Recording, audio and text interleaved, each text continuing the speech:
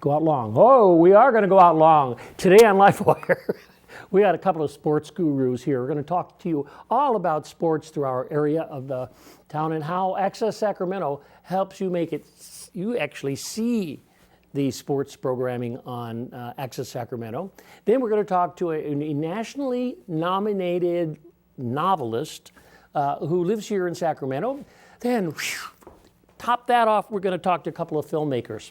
So stay tuned for Livewire right after this.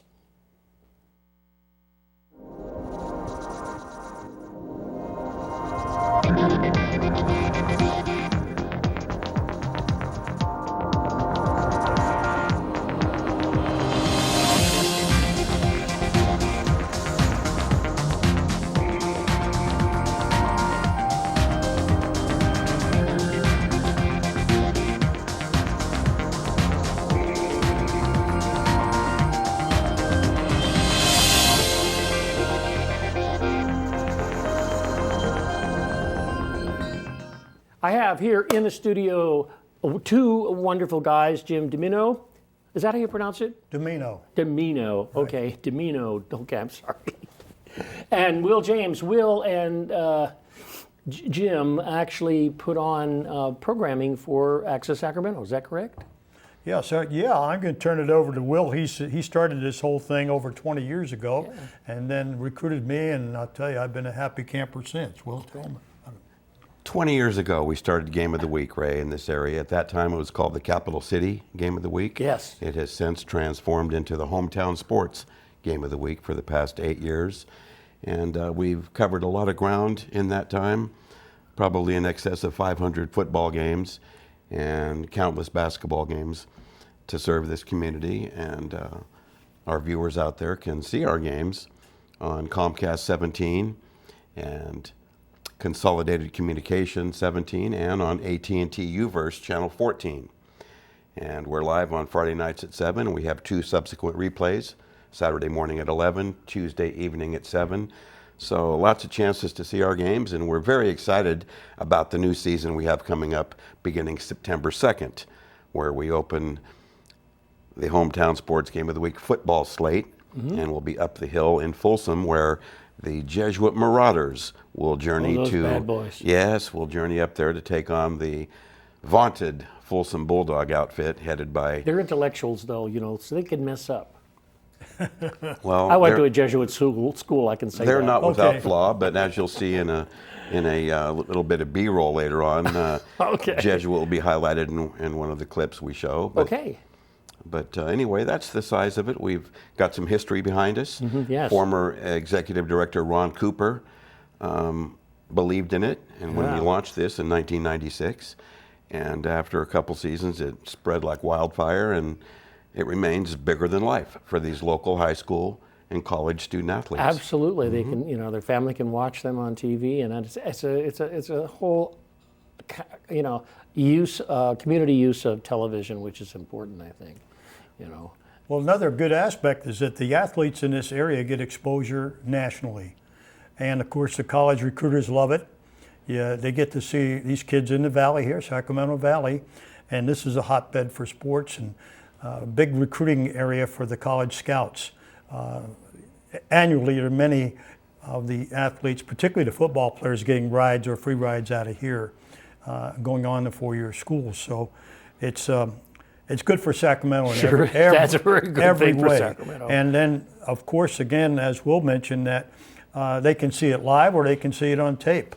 So if some of the elderly, for instance, can't get out because of health issues or whatever, they can see the game live and then, of course, see the replays during the week. And we really enjoy that post-game link, don't we? Will, tell them about that. We do indeed. We have a good time preparing with the courtesy of our vaunted crew that is stellar in every regard. We put together a highlight reel at the end of each game. And in fact, that'll be utilized a little bit later in your show here when we show some wait, it's not a little bit later. Let's see it right now. Okay, two of the teams we're going to cover, Jesuit and Monterey Trail, will be featured in this clip coming up from action last year on the Hometown Sports Game of the Week. Jesuit in red, Monterey Trail in their blue and black and green. And for those of you who have Jesuit dear to heart. Sorry about that, Ray, but they came up short in this one. Well, that's all right. It's football after all. You can win and lose, and you can win again. That's right. All right, let's have a look at it. Delta League big game matchup from Elk Grove as Monterey Trail plays host to the Jesuit Marauders. Mustangs on the move early. Here's quarterback Robert Holt sifting his way through traffic and setting up a score. On next play, you see the quarterback sneak by Robert Holt going in the end zone. Very easily make it look simple, and another Mustang score. This is the only time the Marauders were on the board. Thayer with an accurate 31-yard field goal, keeping them in the game at 7-3.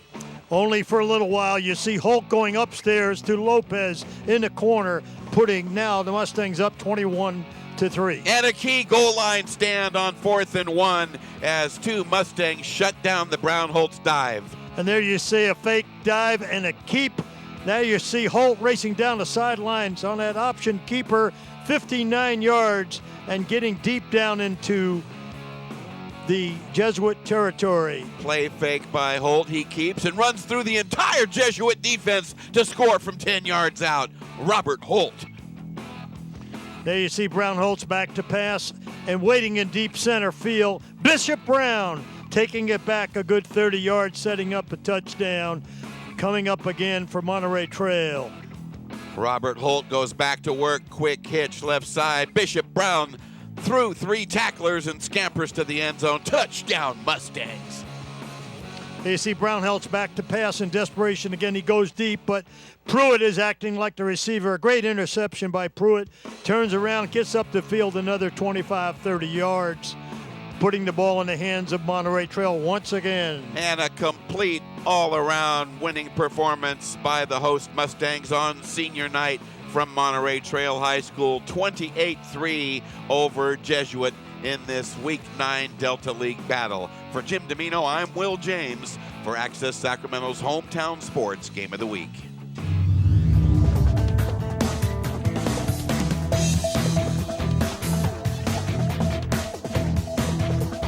Yoo-hoo, that was an exciting clip. It was indeed, and these athletes are terrific. They, as Jim said, the scouts are constantly hovering at these games for recruiting potential, and it's just a tribute to the coaching staffs that guide these high school programs and to the junior programs before they even enter senior high school ranks. So it's a well-groomed, well-developed program, especially with these elite teams that enjoy success year after year. Wonderful to be at that game. Well, and in this section, there are 10 sections in California. This section is one of them. It's the second largest to LA. It's 200 high schools in this section, from Napa to the foothills to Merced. How many do you do a year?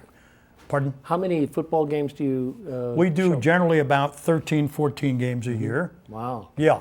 But I tell you, there's tremendous talent here. There's some nationally ranked programs here, state ranked programs. So this is, I think that the Valley and the audiences in the Valley and the fans in the Valley are in for, again, another great treat of another year. Don't you think, Will? Oh, indeed. Without a doubt. And just expanding on the yearly quality, basically we have the opener there you see on our graphic where Jesuit will go up the hill to Prairie City Stadium to take on Folsom in our opener. So you might want to dial into that. That's going to kick off our season on September the 2nd. But 10 weeks of regular season competition, and then we'll have 3 weeks of playoffs, which takes it to another level entirely, Ray. Mm-hmm. That's when it really gets serious, and the field is whittled down to the elite teams that generally are perennial, but ball clubs that have usually registered about 10 or 9 wins by that time. Wow. It should be noted, however, that on those first 10 weeks, and just to keep things a little bit representative, we do have a tremendous, as we do every season, girls volleyball matchup. Perennial teams like St. Francis and Christian Brothers and El Camino High School appear in that game, and we'll have those in week 2 when St. Francis visits El Camino. Well, thank you guys for coming to talk to me about this. It's really important, and they can find more information by coming to Access Sacramento's website, right? Indeed. We'll have the season schedule there and a lot more information. All right. You'll get to really hear that golden voice. Did you hear all that emotion in that voice? You know, he sounds like old-time radio, just sitting right here. Okay. Thanks, guys. Thank you so You're much, Ray. welcome. All right. Thank you for having Okay, us. we got to move right along. We got a big show for you today, so stay tuned. We are going to come back and we're going to talk to a nationally recognized novelist, and we're going to talk about her piece, My 16th Summer, or the summer of my 16th year. Right after this.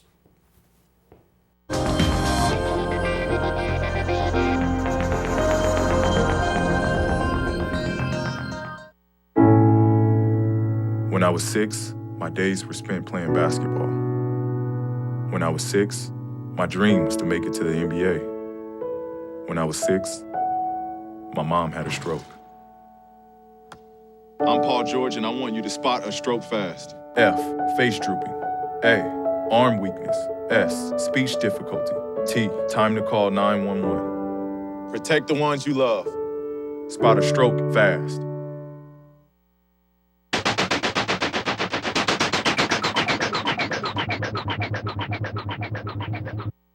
Hey, look, it's those guys. Let's do those pearly whites, man.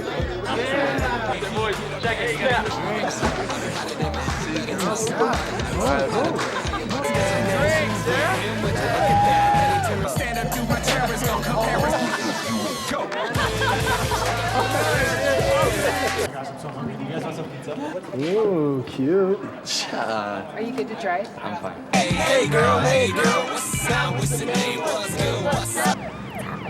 How many did you have? I should be fine. You should be. Sir, go and step out of the vehicle for me.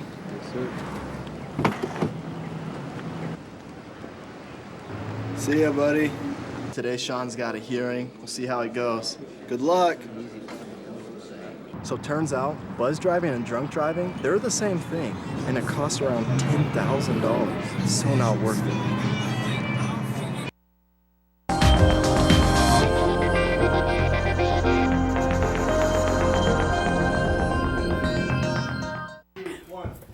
Well, we're back with Livewire, and we have a book here called The Summer of My 15th Year by Geri Spencer Hunter, who's sitting across from me. Hi. Hi. Thanks for inviting me. It's nice being here. I'm so glad to have you here. It's wonderful. We were talking a little bit about writing in Sacramento, Yes. and writers and novelists, and there's such a wonderful wealth of writers Yes. in our greater Sacramento County area that we know about, and poets. There's and a some lot of- very strong Yes. writing. And you're part of it. Yes, which I'm very proud to be. Yeah, one of the questions I ask you about how hard it is to write, you know. I once had a writer tell me, you know, he says, oh, you know, it's really easy for you theater people. You just take the script and you do it. And I said, so yeah, and writing's hard. And she said, well, we just sit there and wait till blood forms of our forehead. Well, you know, I always thought it was kind of easy because I've always been a reader. And I'd read stuff and I thought, oh, I can write better than this. No, I couldn't. And so I found out that it's not as easy as it seems. Yeah. Yeah. But you still love it because once you've completed a book and you can feel the pages, zip the pages, Yes. and look at, oh, a typo. No typo, just joking. I love the expression on your face there. Don't do that, Ray. Okay. I just want to say, fun, and it's fun reading. This, tell me a little bit about the story. The story is, the book is called The Summer of My 15th Year. It's the story of the Netter family. Mama, Papa, Charlie is the only son, and he's the oldest. And then there's the middle girl, Rebecca, and Etta is the youngest. And they live in Iowa. They live in a small town in Iowa. It takes place in the 1930s. And the title of the book comes from Etta's summer that really destroys the family. The experience that she has of the summer of her 15th year that really tears the family apart. So the book is about her experience and how the family manages to get themselves back together. And I see. Okay. And so that's what the story's about. It's a really interesting subject area about how families can hurt themselves or not. And it's also, it's really interesting how decisions that we make, we don't realize that they don't just affect us, but they affect everybody around us and love us. But being human, we make decisions and then go through things that we normally wouldn't, we don't think about at the time. We're so busy into that, being our selfish selves. Being our selfish selves, right? Right. But it really affects a lot of people, and that's what happens in the summer of my 15th year. Okay, well, we don't want to give it away too much. No. But so how can I get this book? You can get this book from Underground Bookstore, which is in Oak Park. Yeah. You can get it on Amazon.com, and it's gotten very good reviews. Good. I bet you it has. Anyway, it's very exciting. I see. So, thank you very much for coming. Okay, here's your book back. Thank you. Good. So, are you working on another one? I'm always working on something. I'm working on 2 or 3 manuscripts at a time. I always do that. Like I read 2 or 3 books at a time. So. Here, it just happened in July. That's in the past, the Wheatley Book Award. Yes, Wheatley. My book was a finalist for the Wheatley Book Awards with the Harlem Book Fair. Oh, yes. And it happened July 17th. And you had to happen to be in New York. Yes, I got a chance to go to New York and do the Harlem Book Fair. Oh, that's good. And it was an exciting event. I wasn't the winner, but I still felt like a winner. I was nominated, Yeah, I like that. That's a very healthy attitude, I really think it is. Well, it's kind of nice to have your story validated. Oh, for sure. As a writer, you think, oh, this is pretty good. Especially on a national basis, yes. And the people who read those things probably have. We do have a book fair here, too. Yes, we do. We had the Sacramento Black Book Fair in June. Good, and I was one of the featured writers in that. Good. And did you read part from your book? I did. Yeah. I'm sorry I couldn't come to that. I really did want to come. I did buy some books from it, and I would have liked to, but I was busy putting on a play. Yeah. It's a really very good. This is the 3rd year of the Sacramento Black Book Fair, and it's really taken off. People really enjoy it. There's all kinds of authors there, and there's things for kids. It's a nice event. So. And good food too, I understand. Yeah. So try and make it next year. Yeah, I will. I will block book my way into it. Oh, okay. It's usually the first weekend in June, I think, is usually when it is. Good. Well, I really want to thank you for coming. I wish you well on your journey with this book and your writing. Thank you. And it's not, I know it's not an easy task to write books, but I guess once you get in it, it's kind of in your blood and you have to do it. It really is, and when, like you say, once you get your story going, your plot going, and it's moving along, and then it's like, this was worth it. I was, when you were talking about that, I was thinking about Picasso, and he would have one painting over there half done, one painting over there half done. And he'd come over, look at it, and go, "No, I can't work on that today." Well, that's kind of the way I write, and I write longhand. But I have 2 or 3 manuscripts going at one time. Wow. Which is like if you get stuck on one, you can kind of let it rest and go to the next one. And it's somebody asked me, well, don't you get your characters mixed up? But I really don't. You don't? Yeah, because the characters are all different, and the stories are different, so it works out for me. Well, Geri Spencer Hunter, thank you so much for coming to talk to me. Thank you for having me. I appreciate you and wish you well in book sales. Thank you very much. Okay, got to take a short break. That's right, we do. But we're not through with this show, and we have some more guests. Yes. So stay tuned for Livewire right after this.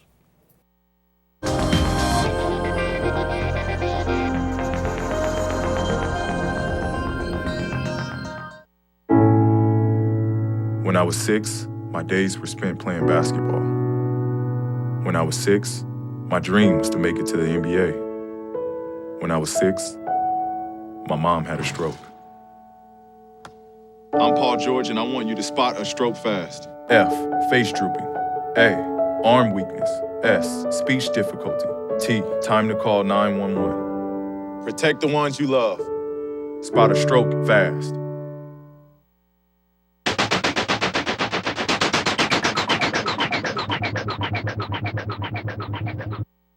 Hey, look, it's those guys. Let's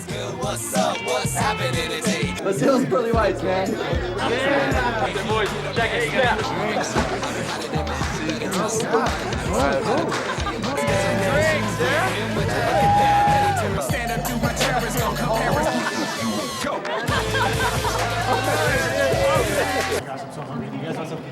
Ooh, cute. Are you good to drive? I'm fine.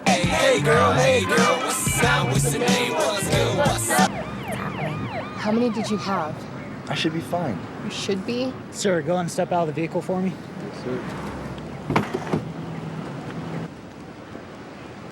See ya, buddy. Today, Sean's got a hearing. We'll see how it goes. Good luck. So turns out, buzz driving and drunk driving, they're the same thing, and it costs around $10,000. It's so not worth it.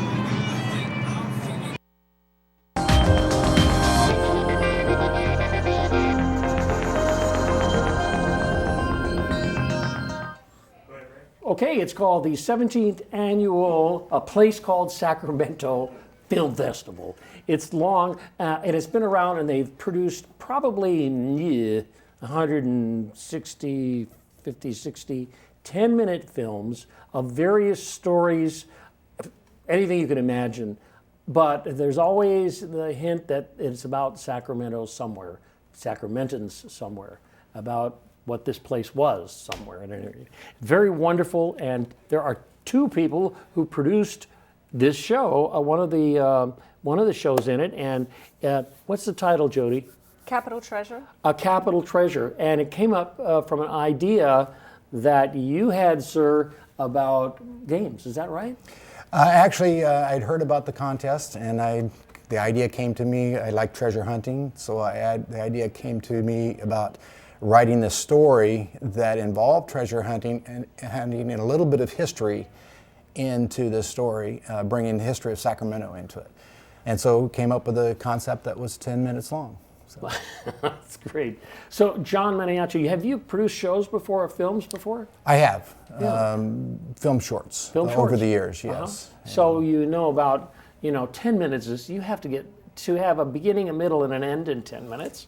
Is probably harder than doing a feature film. Yes, you have an idea and it ends up being 15 minutes long, and then you got to cut it down and cut all your babies out of it and come up with the film that will fit in that time spot. Yeah. No, I really think that it's harder to do something on film. It's all visual, one right after, images after another, and some text.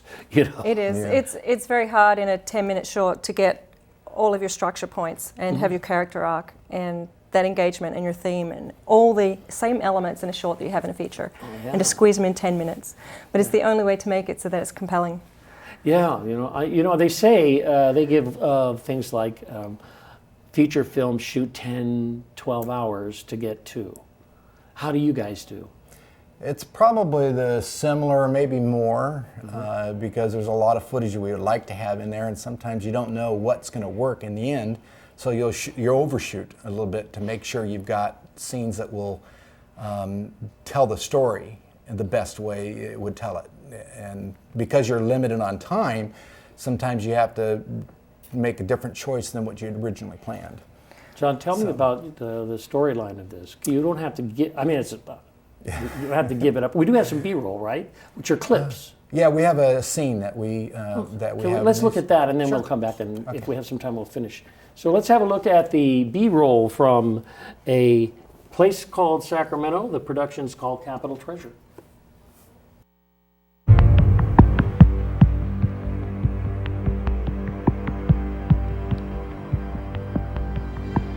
Got some friendly neighbors. Yeah, not so friendly ones. Below 3 rocks in sandy loam awaits my sweet and precious Joan. So, we dig? Where are the rocks? Over there.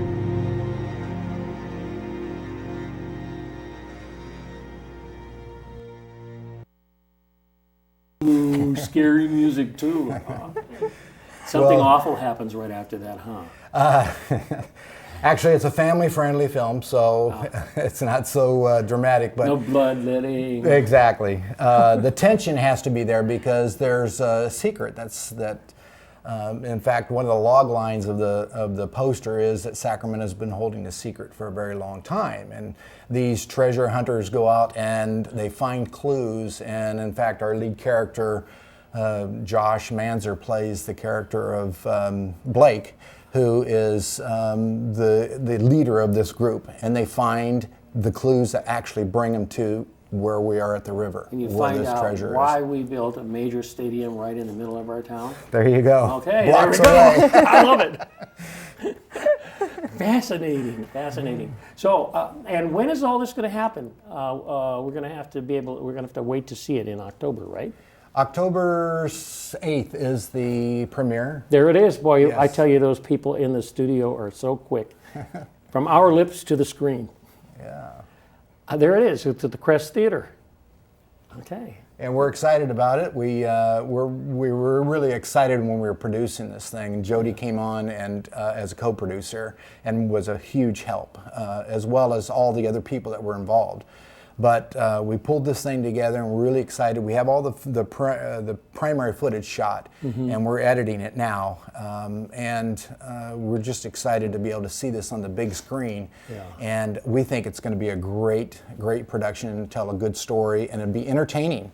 So that's what we're hoping for. It's people think it's a lot of fun, but it's really hard work doing films and getting it all in. Don't you think? Absolutely. But there's something, driving inside you about doing it. So the artistry, pushes you on until it's done and you feel much better. You could have the drudgery of working an 8-hour day, but when you're working on a film set, you are actually, you could easily put in 10, 12 hours a day. And, you get tired, but you're motivated because it's creative, it's a creative process. And it's about the convergence of everybody's talents and efforts, and they come together with a great product. And if you love it, that time just flies. You can seriously work for 12, 14 hours straight until 1 o'clock in the morning, and it's like, wait a minute, the sun's gone. So you Jodie, don't even realize. You were walking down the street one day and you thought, I think I'd like to work in a film. No, my grandma kind of influenced me when I was really young. She used to walk around the house singing show tunes. Show tunes? Show tunes. And that's an She sucked me in. I have to do shows. Good. Well, that's a good grandmother. You never know what you can say to a child that's going to motivate them for the future. Yeah. Exactly. Well, I wish you both well on your film. Thank you. And get back to the edit booth. Yes. Yeah. That must be fun and interesting. It is. It's a whole different process. You have your pre-production, then your production time, and then after everything is shot, then you have your editing. So. All right, you two, John and Jodie, thank you so much for coming.